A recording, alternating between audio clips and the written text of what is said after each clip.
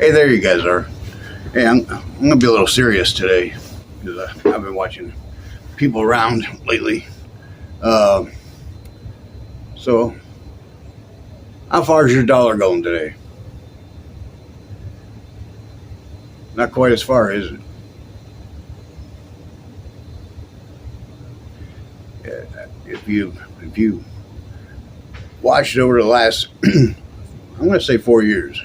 I mean, it's gradually been going up over time, but the last 4 years has gone extreme.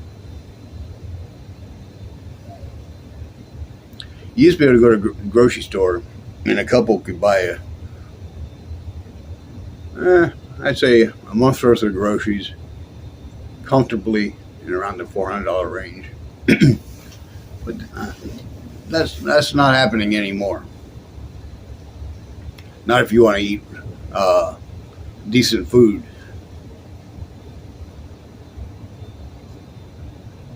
The prices have gone crazy. I mean, and it's not just food. I want to keep in general terms, okay? Your utility bills have gone up quite a bit lately.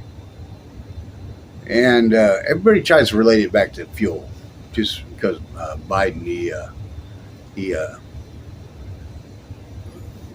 chopped off the pipeline. He made it harder to for these companies to produce more fuel. I mean, produce more crude oil to make more fuel. So, with that said, everybody's blaming it on, the fuel's caused this, the fuel did this, the fuel did that. And that's what's caused the prices to go up. I think it's a lot to do with greed. These companies seen an opportunity to jack their prices up. Prices have gone up. I mean, I walked through a store several times on different videos. I pointed out little items. I mean, just little items. They all popped up $1. $1. So if it was $4, I mean, if it was $3, it's now $4. Okay, so that means it's gone up 33% at least. Yeah, 33%. So if each item that you used to buy 4 years ago has gone up 33%, and the amount of money you're bringing into your household doesn't match that, you're finding yourself in a downward spiral. I mean, like in Jacksonville here, the cost of rent has gone. It's like $2,200, $2,500 for a couple 2 to 3 bedroom apartment, depending on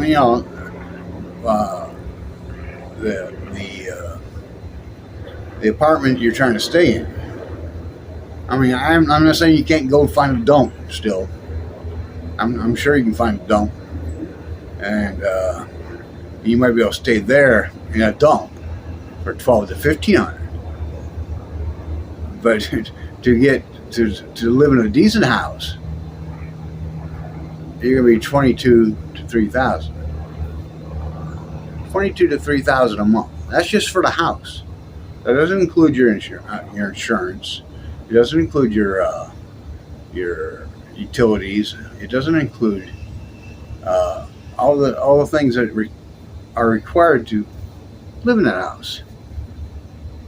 I mean, a lot of people like they live in a dream because in school they don't teach you any of this stuff. They don't teach you any economics. I mean, they go over it briefly. I remember they taught us checking account a little bit. This is back when I was in school. I doubt they're doing that now, because I watch some of these they'll walk up and they'll do a little test of people's knowledge, and they can't tell you about the Civil War or nothing. And they've gone through college. Anyway, so I'm staying in general terms here, okay? And we got Christmas coming up. I mean, there's a lot of young families that are getting ready for Christmas, or just young people. And people got to realize. I mean, one thing they got to realize is you can't buy for everybody. What happened to Santa list and stuff like that, or what was it?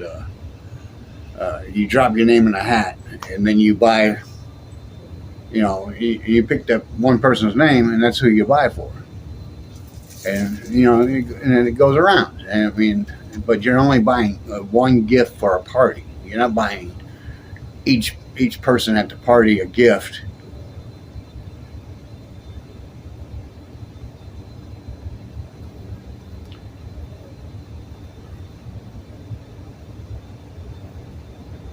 They can't afford to do that.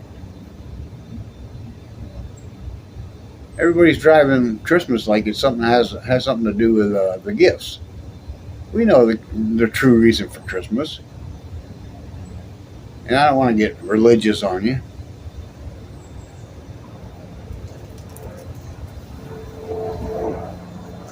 But anyway, my house insurance when I first got this house, my house, was $156 a year. A year. Now it's a little less than $2,400 a year. That's $200 a month. That's just for house insurance. I'm not talking about health. I'm not talking about health care either. I got to pay for that's insurance. I got to pay for too.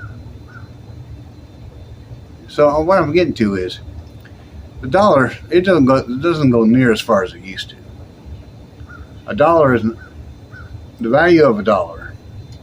I would say in the last four years has diminished by at least 33%. So it can buy $67 worth of goods, 67 cents worth of goods. Sorry for that. From 4 years ago. Think about that.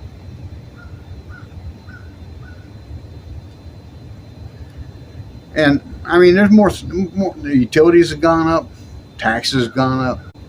Now it's 7%. It's gone up 2%.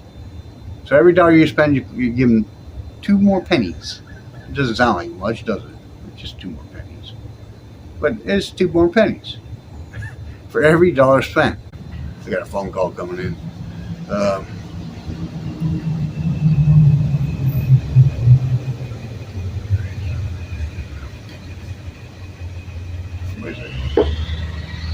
Got to get this. All right. It's just somebody wanting to know if they could sell me something. But anyway, no, you can't. Basically, I'm making this video because I know I'm kind of getting rambling all over the place. I'm going here with the insurance. I'm going here with taxes. I'm going here with utilities. I'm going here with the rent. I'm going here with the mortgage fees and mortgage payments and interest rates and everything. But this during Christmas, don't overextend yourself. Don't put yourself in the hole. Don't do it. Come January, you'll regret it. The dollar does not go as far as it did. Make sure if you buy your kids or somebody a gift, it's just a gift you know will make them happy.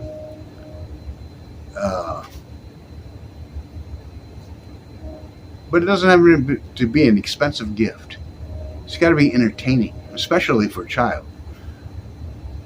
I mean, you can buy this expensive puzzle or whatever, and you'll find the kid over in the corner playing with a stick in a pot. That's more entertaining to them. So remember that. You want whatever you buy them for Christmas, make sure it has value that the kid's going to want to use or play with. Really think about it. Just because it has a catchy thing, or all of their friends have it, doesn't mean that kid's going to like that.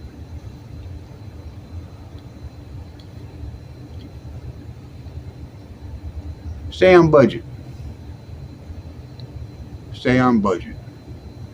After Christmas, you'll like that.